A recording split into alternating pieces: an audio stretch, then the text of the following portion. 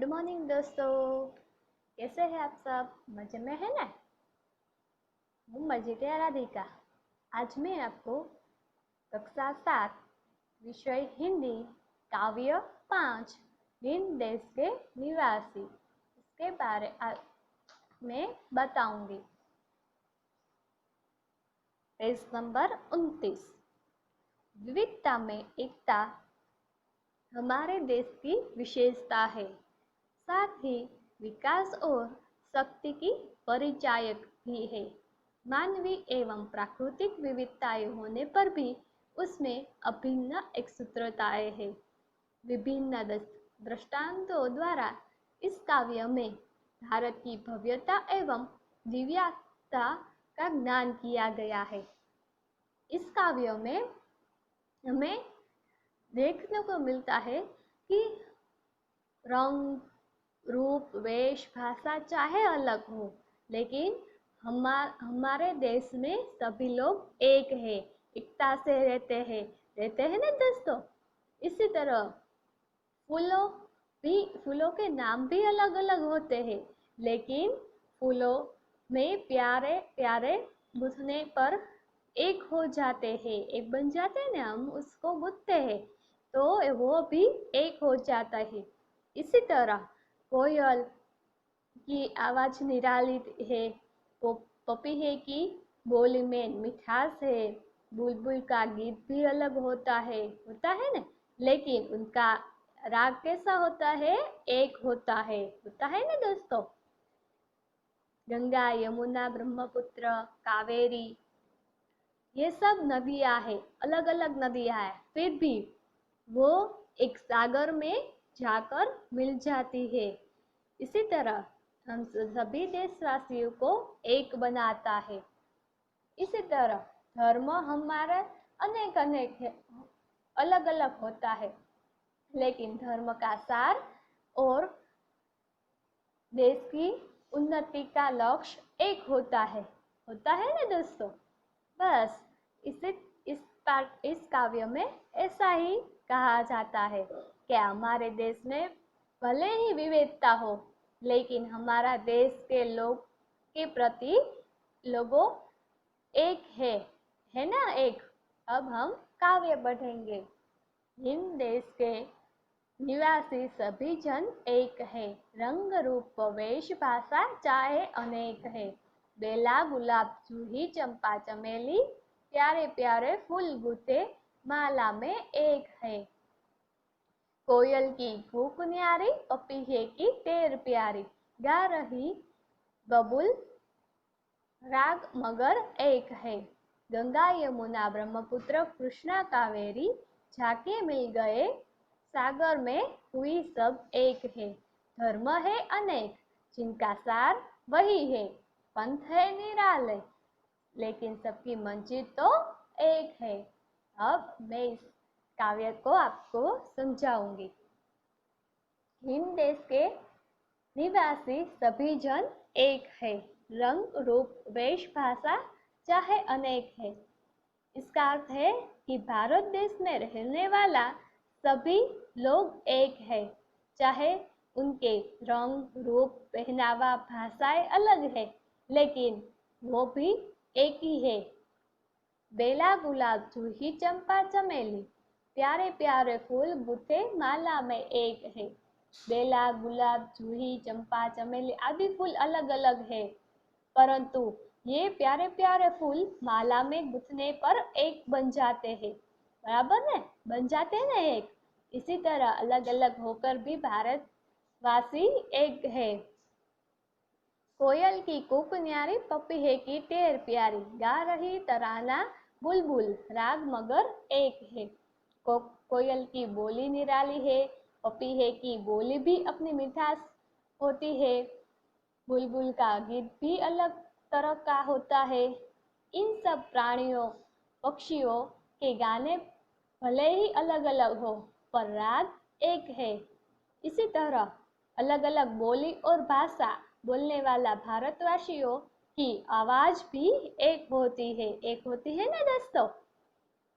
गंगा यमुना ब्रह्मपुत्र कृष्णा कावेरी, जाके मिल गई सागर में हुई सब एक है, यानी कि गंगा, यमुना, ब्रह्मपुत्र, कृष्णा और कावेरी अलग अलग नदियां हैं, मगर सागर में मिलकर वे सब एक हो जाती है। इसी तरह देश प्रेम सभी भारतीयों को एक बना देता है। धर्म है उनके अनेक, जिनका सार ही वही है। पंथ है निराले, सबकी मंजिल तो एक है। उसका अर्थ है कि धर्म अनेक है पर उसका सार एक है। सभी संप्रदाय अलग अलग विशेषताएं रखते हैं पर सबका ध्येय एक ही है, मनुष्य को उन्नत बनाना। इसी तरह सभी वासियों का लक्ष्य एक ही है कि अपने देश की उन्नति करना। एक ही है ना दोस्तों।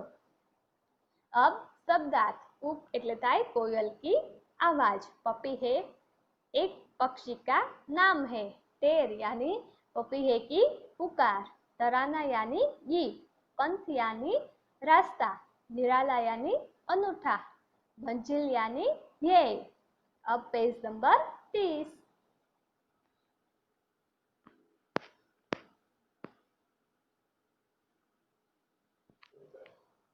अभ्यास है। प्रश्न नंबर पहलो, नीचेना प्रश्नों के उत्तर दीजिए। उसमें है पहला प्रश्न, हमारे देश की क्या विशेषता है? तो इसका उत्तर है हमारे देश में भिन्न भिन्न रंग, रूप और पहनावे वाले एवं अलग अलग भाषाएं बोलने वाले लोग हैं। उसके बावजूद यहाँ के लोग एक हैं। इसी तरह विविधता में एकता ही हमारे देश की विशेषताएं है। दूसरा, सभी नदियाँ कब एक होती है? तो उसका उत्तर है कि सभी नदियाँ अलग अलग स्थानों से निकलती है, उनके बहाव भी अलग अलग होते हैं, परंतु जब वे सागर में मिलती है तब एक हो जाती है। अब तीसरा, सभी धर्मों का सार क्या है? तो उसका उत्तर है सभी धर्मों का सार एक ही है, मनुष्य को बुराई से दूर रखना और उसे उन्नत बनाना। अब प्रश्न नंबर बीजो। शब्द पंखुड़ियों को उचित क्रम में रखकर वाक्य बनाइए। भारत निवासी देश हम के है। इसका वाक्य बनेगा हम भारत देश के निवासी है। अब दूसरा, मधुर की है कोयल आवाज होती। उसका वाक्य बनेगा कोयल की आवाज मधुर होती है। अब तीसरा, फूलों की तरह हंसते रहना चाहिए। अब गोले में से शब्द चुनकर अर्थपूर्ण वाक्य बनाइए। पहला है सोहन पढ़ रहा है। अब हमको इसी तरह वाक्य बनाने हैं, बनाएंगे ना। अब दूसरा वाक्य है रीनल पढ़ रही है। रीनल खेल रही है। तीसरा, मेघा पढ़ रही है। चौथा, मेघा खेल रही है। पांचवा, हरेश पढ़ रहा है। छठा, हरेश खेल रहा है। सातवां, सोहन खेल रहा है। बराबर। अब प्रश्न नंबर त्रीजो, काव्य पंक्तियों का भावार्थ समझाइए। हिंद देश के निवासी सभी जन एक है, रंग रूप भाषा वेश भाषा चाहे अनेक है। इसका उत्तर है कि भारत देश में रहने वाले लोगों के रंग, रूप, पहनावे और भाषाएं भले ही अलग अलग हो, परंतु वे सब एक है। यहाँ रहने वाले सभी लोगों की मातृभूमि भारत ही है। अब प्रश्न नंबर 4, औरत और लड़की के स्थान पर क्रमशः आदमी और लड़का रखकर परिच्छेद फिर से लिखिए। पहले हम उस परिच्छेद को पढ़ेंगे। एक मोटी औरत जा रही थी, पीछे पीछे एक लड़की चल रही थी। लड़की छोटी और पतली थी। औरत को पता चला तो वो घूरकर बोली, ए लड़की, मेरे पीछे पीछे क्यों चल रही है? लड़की भोलेपन से बोली, मैं तो केवल छांव के नीचे चल रही थी। अब हम उसको आदमी और लड़के में बदलेंगे। एक मोटा आदमी जा रहा था, पीछे पीछे एक लड़का चल रहा था। लड़का छोटा और पतला था। आदमी को पता चला तो वो घूरकर बोला, ए लड़के, मेरे पीछे पीछे क्यों चल रहे हो? लड़का भोलेपन से बोला, मैं तो केवल छांव के नीचे चल रहा था। आपको समझ आ रहा है दोस्तों? Very good. अब स्वाध्याय प्रश्न नंबर पहला, नीचे प्रश्नों के उत्तर दीजिए। पहला प्रश्न, हिंदवासियों में कैसी विविधता है? तो उसका उत्तर है, हिंदवासी अलग अलग रंग और रूप के हैं। अलग उनके पहनावे अलग अलग है। वे अलग अलग भाषाएं बोलते हैं। वे अलग अलग धर्मों को मानते हैं। इसी प्रकार हिंदवासियों में अनेक प्रकार की विविधता है। दूसरा, माला में कौन कौन से फूल एक रूप हुए हैं? उसका उत्तर है, माला में बेला, गुलाब, जूही, चंपा, चमेली आदि तरह तरह के फूल एक रूप हुए हैं। अब तीसरा, इस कविता में किन नदियों का उल्लेख है? उसका उत्तर है कि हिंद देश के निवासी कविता में इन नदियों का उल्लेख है, गंगा, यमुना, ब्रह्मपुत्र, कृष्णा और कावेरी। अब चौथा, नदियों से हमें क्या संदेश मिलता है? तो उसका उत्तर है, हमारे देश में अनेक नदियां हैं, उद्गम स्थान अलग अलग है, वे अलग अलग मार्गों से बहती है, लेकिन अंत में वे सागर में मिलकर एक हो जाती है। इन नदियों से हमें यह संदेश मिलता है कि जैसे नदियां अलग अलग होकर भी एक हो जाती है, उसी तरह हम भारतवासी अलग अलग होने पर भी एक होकर रहे। अब प्रश्न नंबर दूसरा, कोष्टक में जो शब्द समानार्थी नहीं है उन पर घेरा कीजिए और समानार्थी शब्दों का वाक्य प्रयोग कीजिए। पंथ, रास्ता, पैर, तो पैर है वो अलग पड़ जाएगा, इसलिए पैर पर गोल कीजिए। दूसरा, कुसुम, पुष्प, फूल और कांटा, तो कुसुम, पुष्प और फूल वो समानार्थी शब्द है, कांटा एक अलग है, इसलिए आप कांटे पर गोल कीजिए। अब तीसरा, आम, अनूठा, अनोखा, निराला, तो अनूठा, अनोखा और निराला त्रण वे समानार्थी शब्द है, आम एक अलग पड़ जाता है, इसलिए आप आम पर गोल कीजिए। अब चौथा, जन, मनुष्य, स्त्री ने मानव, तो उसमें जन, मनुष्य, मानव एक है, लेकिन स्त्री अलग पड़ जाती है, इसलिए आप स्त्री पर गोल कीजिए। अब हम उसको वाक्य में प्रयोग करेंगे। पहला है पंथ, तो उसका वाक्य क्या बनेगा कि यह पंथ निराला नहीं है। दूसरा, राह, तो मुझे नहीं राह मिल गई। रास्ता, यह रास्ता सीधा है। अब दूसरा, कुसुम, उसका वाक्य है, यह चमेली का कुसुम है।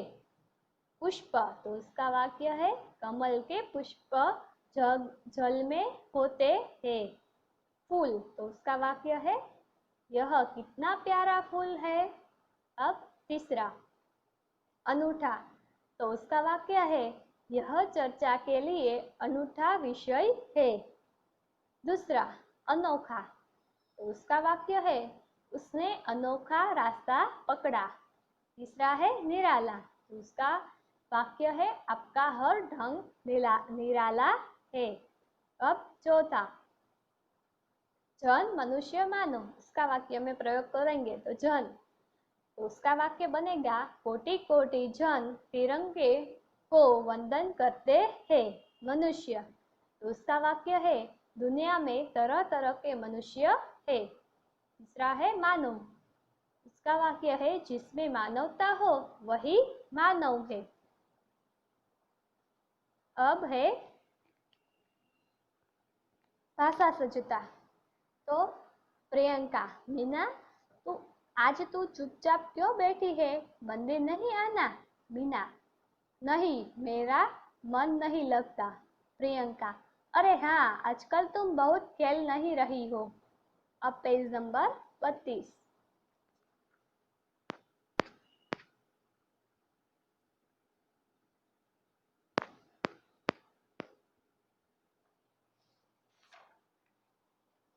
मीना, मैं क्रिकेटर बनना चाहती हूँ, पर मुझे खेलना रास नहीं आया। प्रियंका, क्यों?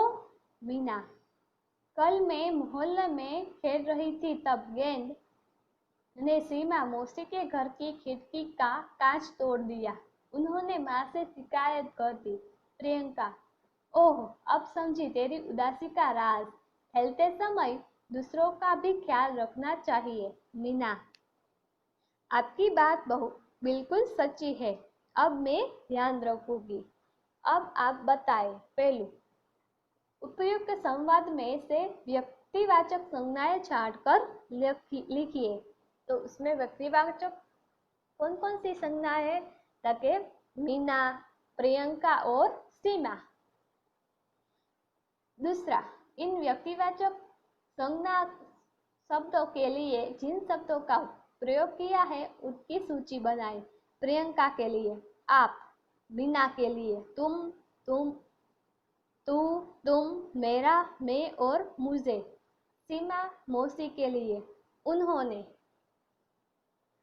तीसरू, नीचे दी गई परिभाषा को पूर्ण कीजिए। जो शब्द खाली जगह के स्थान पर प्रयुक्त होते हैं उन्हें सर्वनाम कहते हैं। जो शब्द संज्ञा के स्थान पर प्रयुक्त होते हैं उन्हें सर्वनाम कहते हैं। अब प्रश्न नंबर 4, वाक्यों को पढ़िए और बोलने वाले, सुनने वाले और अन्य व्यक्ति को सूचित करने वाले जिन सर्वनाम शब्दों का प्रयोग किया गया है उन्हें अलग छांटकर बॉक्स में लिखिए। पहलू, मुझे बल्लेबाजी में मजा आता है, तो उसमें जो सर्वनाम है मुझे। दूसरा, हम मैच जीत गए, उसमें है हम। तीसरा, तुम अच्छे क्षेत्र रक्षक हो, उसमें है तुम। चौथू, तुम्हारी गेंदबाजी का जवाब नहीं है, उसमें तुम्हारी। पांचवू, वह कैप्टन है, उसका उत्तर है वह। छठू, उसने एक लंबा चक्का लगाया, उसका उत्तर है उसने। अब पेज नंबर 33।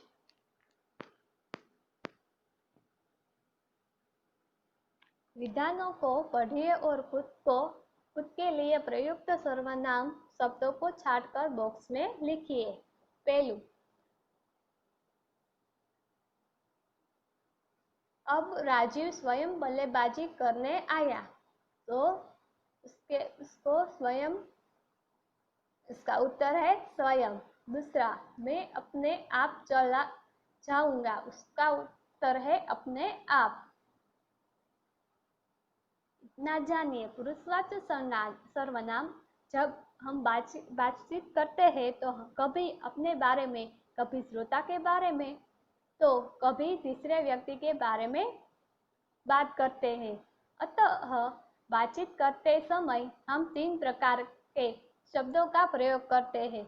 तम में हम आदि आता है, मध्यम में तू, तुम और आप आदि आता है, अन्य में वे, वह आता है।